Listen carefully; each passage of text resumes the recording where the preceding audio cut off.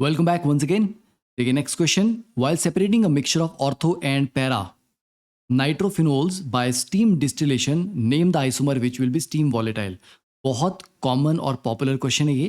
देखिए ऑर्थो और पैरा नाइट्रोफिनोल्स के स्ट्रक्चर को और उनके बीच में होने वाली बॉन्डिंग को आपको समझना पड़ेगा पहले. ठीक है, पहले हम ऑर्थो नाइट्रोफिनोल को ड्रॉ कर लेते हैं.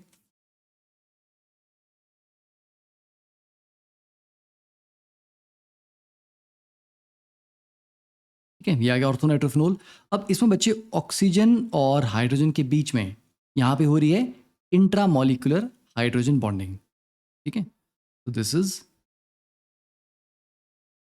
इंट्रामॉलिक्यूलर एच बॉन्डिंग, मतलब within the same molecule.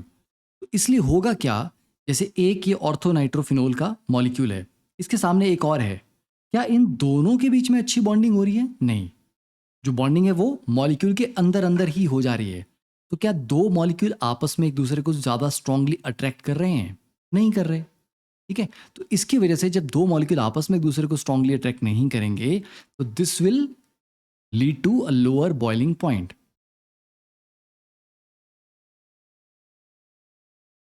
ठीक है, और लोअर बॉइलिंग पॉइंट है. और इवेंचुअली जब इसको हम कंपेयर करते हैं इसके पैरा आइसोमर के साथ, तो ये स्टीम वॉलेटाइल है, मतलब स्टीम की प्रेजेंस में स्टीम से हीट लेके ये इवेपोरेट हो जाता है, वेपराइज हो जाता है.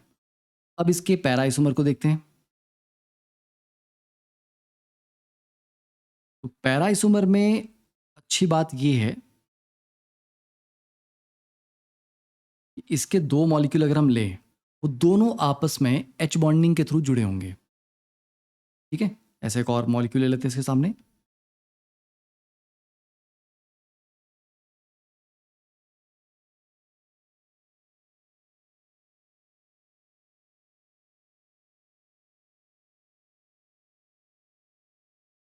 अब देखिए, यहाँ इनके बीच में एच बॉन्डिंग हो रही है, यहाँ पर इनके बीच में एच बॉन्डिंग हो रही है. मतलब एक मॉलिक्यूल का जो ओ OH है वो दूसरे के नाइट्रो के साथ एच बॉन्डिंग कर रहा है.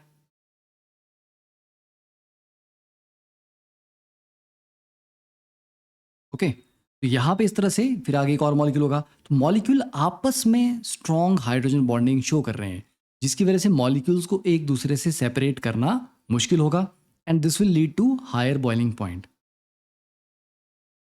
तो ये आ गया inter inter molecular H bonding, that is between two different molecules. This will lead to higher boiling point. Okay fine. तो स्टीम वॉलेटाइल दोनों में से कौन सा है? स्टीम वॉलेटाइल है ऑर्थो नाइट्रोफिनोल. और ये बड़ा कॉमन क्वेश्चन है, इसको याद भी रखें.